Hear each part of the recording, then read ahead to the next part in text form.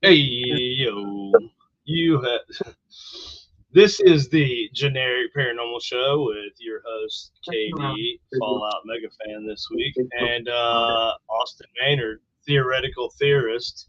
If you don't know what that means, go back and watch our past episodes, and that'll fill you in. I Tonight is don't a even know what it special is. night. Tonight is a special night on the generic paranormal show. It is a first for us. You know, there's a lot of paranormal video podcasts that will have guests on and stuff. And me and Austin, our things kind of been it was just been me and him talking about whatever comes up, several different topics. We'll stray off and talk about whatever else interests us between us, but tonight we're gonna add a new format. Then we're gonna be doing this occasionally, and we're gonna have our very first guest here on the generic paranormal show. Austin, would you like to give us a brief introduction of our guest? Yeah. So our guest tonight And is we'll going to let be. him explain. We'll let him do all the explanation. Just give us a brief All name. right. There you go. Okay. Well, tonight we have Barry from Dimension Devices. He's stayed up with us, and he's over in the UK. So I guess we welcome Barry. Is that how we do it? I don't know how to. That's how we do it, Barry. What's up, Hello. buddy? Welcome. Hello. Thanks for having me. I wasn't aware that I was the first guest. That's amazing. You are the first guest. We had not had a guest. We were kind of like we said when we first started doing it. We might have a guest one day, but we really didn't want to be that same format, all the time. But Mhm. but we're still going to be different in that, we are going to talk about what you do and everything, but we have we jump around to lots of different topics, not just paranormal. Well, technically paranormal, a lot of it is. We talk about, Usually deep rabbit holes. yeah, ancient aliens. We'll see what your thoughts are on that type of stuff. Not that's just an example though. I'm not saying that's what we're talking about, but that's an Awesome. example of Let's see where it how we goes. yeah, we'll Yeah, see where it goes. And so, Barry, tell us a little bit about yourself. Yeah. And thank So you for staying up with us tonight, too. Also, yeah, by yeah, the way. man. It's all cool. It's all cool. Mhm. It's no problem. I'm a night owl anyway. Sweet. So yeah, Us too. I'm. Yeah. Yeah, I think the majority of people that do podcasts are night people, right? I think give or take. And Ghost Hunt. Yeah, and Yeah. ghost hunting and conspiracies and all of that. They all go hand in hand. Yep. Yeah. So I'm Barry. I'm the founder of Dimension Devices. I don't know really how you describe me. A longboarding programmer probably is the best description. So Have what's your background? Programming. Programming wise, so I started I don't know whether you can guess how old I am. I'm gonna say mid 30s. Oh, I love you. Thank you very much. I'm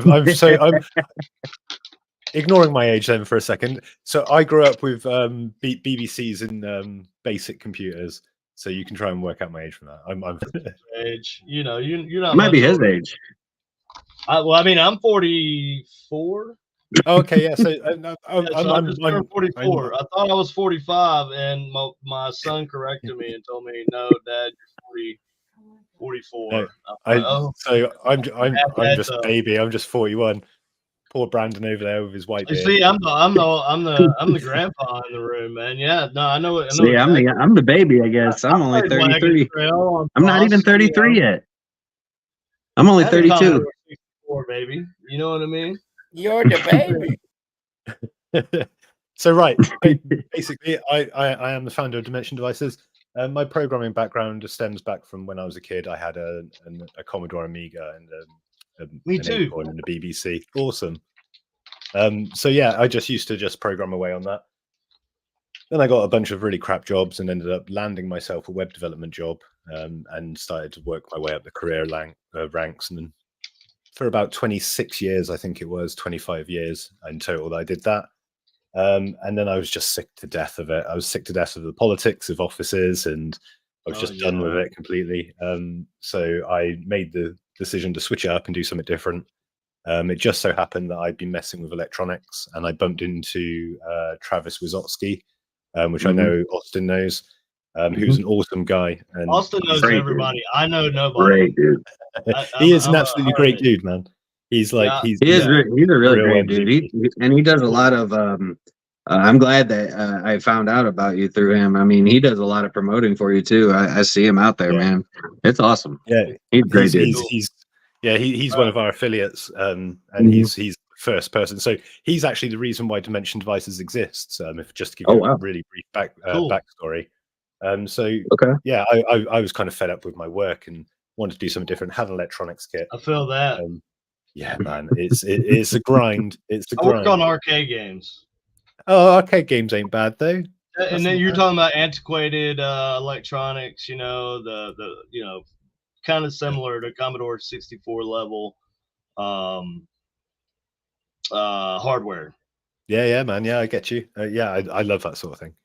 So anyway, carry on. So yeah, I was playing a game called Project Zomboid at the time. Yes, love that game. Which is absolutely superb. If anyone knows it, And I decided to check out people who were streaming Project Zomboid. Travis was the first person I come across. He didn't have too many viewers, so I thought I'd pop in, nice relaxed stream, and that's how we met basically. I joined his Discord and started doing a to and from. Realized he did paranormal investigation, and it's something I've had an interest in forever. Like I grew up with the X-Files and Tales from all that stuff. Me too. Like, everything, man. I loved it all. Beyond Belief. Yeah.